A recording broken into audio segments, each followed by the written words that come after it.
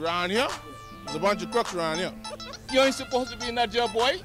Get out of there, man. No, that's a total no, man. I come in. Is my salary going up? The Bahamian people got to wake up. This is my 5 cents and I approve this message.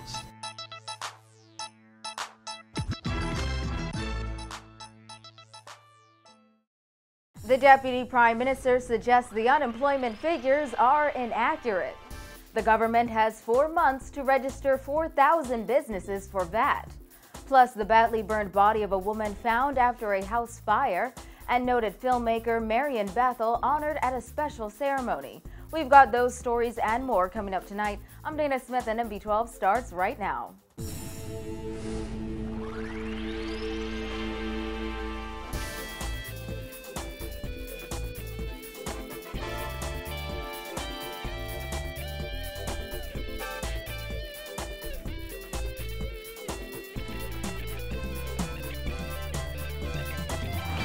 Topping news tonight, Deputy Prime Minister Philip Brave Davis has suggested job figures released by the Department of Statistics last Friday are inaccurate. This after the labor force survey revealed more than 8,000 jobs have been added to the Bahamian economy since May 2012.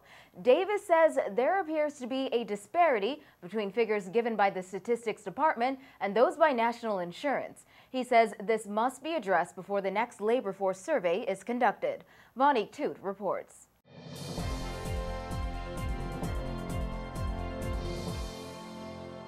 Deputy Prime Minister Philip Brave Davis is standing by his 10,000 jobs claim, insisting that figure would be reflected in the labor force survey if the Department of Statistics included jobs created by the Christie administration on the Family Islands. He says that's an issue he plans to address with the Statistics Department. The latest labor force survey shows that unemployment dropped from 15.4% to 14.3%, and that over 8,000 jobs have been created since May 2012. However, Davis suggested that figure is incorrect, insisting that numbers from the National Insurance Board support his claim that over 10,000 jobs have been added to the economy since the 2012 general election. The huge number of persons, new persons, that were registered as workers, for which employers were paying their contributions. And that's what you based your number on when you said that? That was what I based my numbers on. There's obviously a need to synchronize the work of the Department of Statistics with what is revealed by the National Insurance numbers. The number of people employed in May 2012 was 160,650, compared to the 169,040 people employed as of May 2014.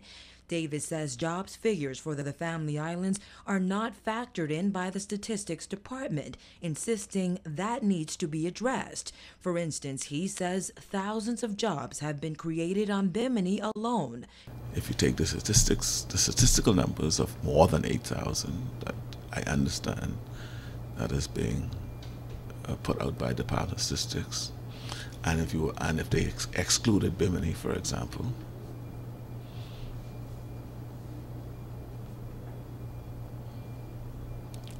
then you can see that the numbers is far more than 10,000. The survey, which was released 1 week ago, was conducted in May and references the period April 28th to May 4, 2014. Davis says the government must find a way to reconcile numbers from NIB and the Statistics Department before officials compile information for their next survey. Before the next labor force survey is conducted, they ought to find ways and mechanism to ensure that there's no disparity from what they're saying and what the National Insurance Statistics are showing. That being said, the Works Minister says he is encouraged by the decrease in this country's unemployment and said the government plans to do more to put Bahamians back to work. He asserted the Christie administration has had more success in job creation than the Ingram administration.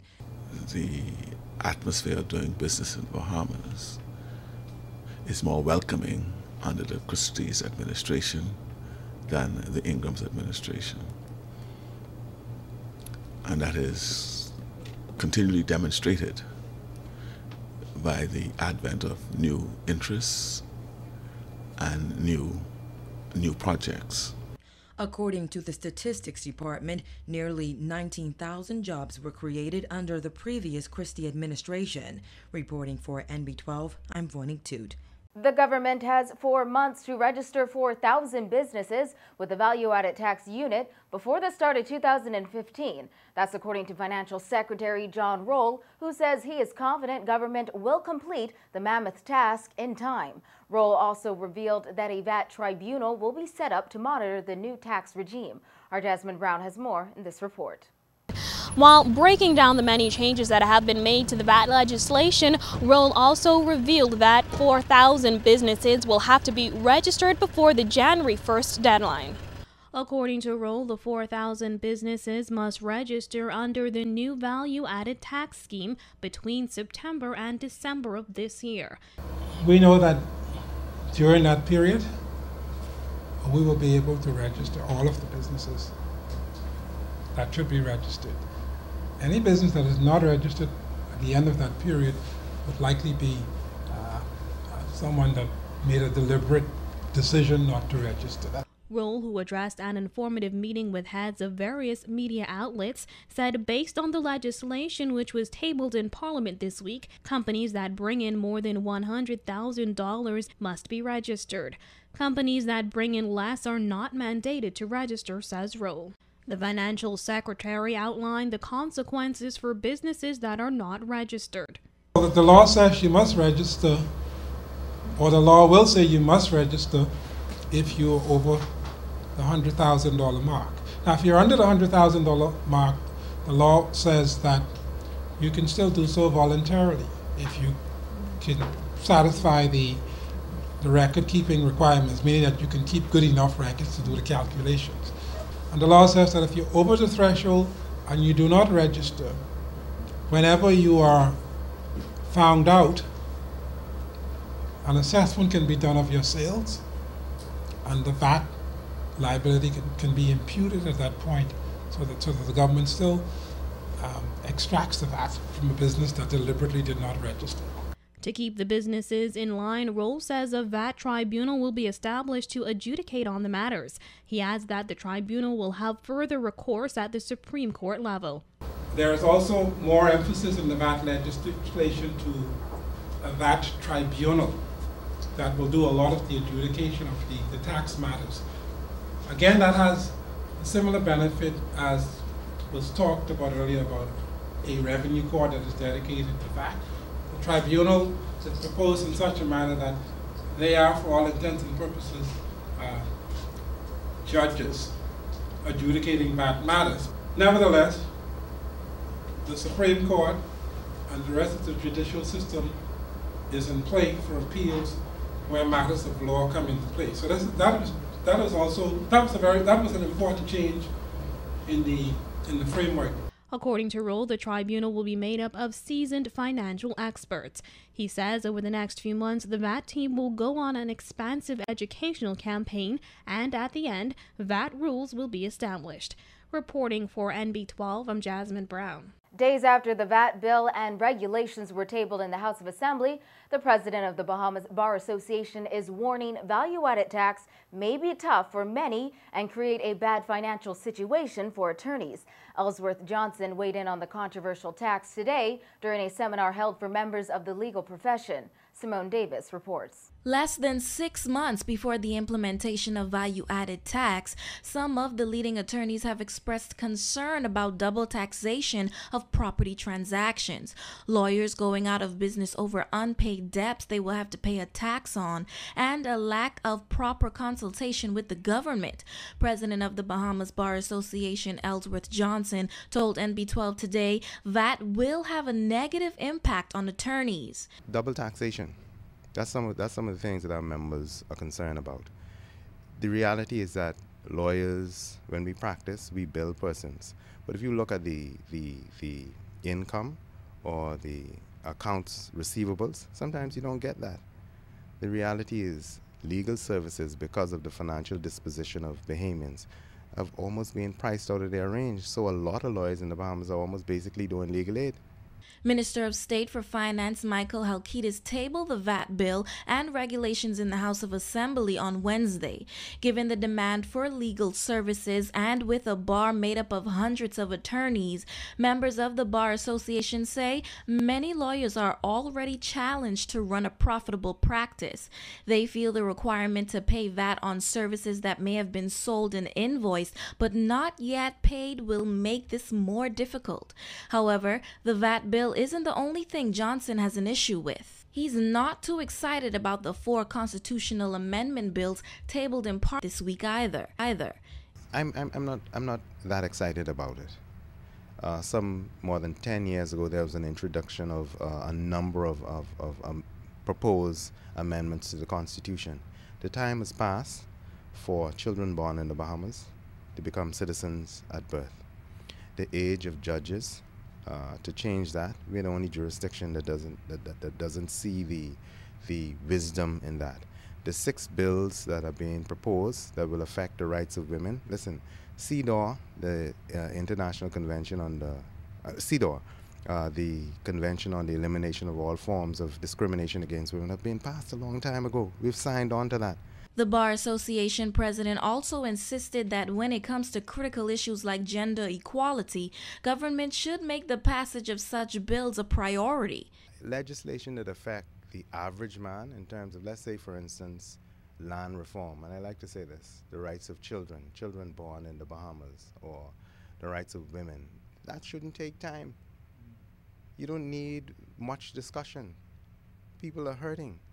You know, and in terms of if we're gonna do things and pass legislation that are gonna affect lives, help poor people, and when you help poor people, you help the community at large protect the rights, the fundamental rights of individuals. That don't need much, you know. You don't really need money, and you have to remember. Johnson said the proposed constitutional amendments should be retroactive to 1973 when the Bahamas became independent. This is because these are natural and legal rights. Reporting for NB12, I'm Simone Davis. The body of a woman burnt beyond recognition was discovered by fire officials last night, who responded to the scene of a house fire on Collins Avenue shortly after 6 p.m. According to Superintendent Stephen Dean, when officials arrived at the scene, they met a home engulfed in flames, and when the blaze was extinguished, officials made a grim discovery. The officers were able to extinguish the fire, and after in-depth search of the house, they found a body which was burned beyond recognition. We believe it to be a body of a female.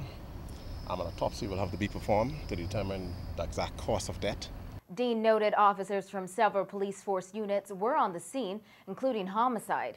He said officers are treating the incident openly, and he appealed to anyone with information that can assist investigations, no matter how insignificant the tip may seem, to contact police. We are asking anyone who might have been passing in the area, anyone who might have been walking, who have any information as to how this fire started, we are asking you to contact us urgently. Immaterial to how insignificant the tip might be, it can help us with our investigations.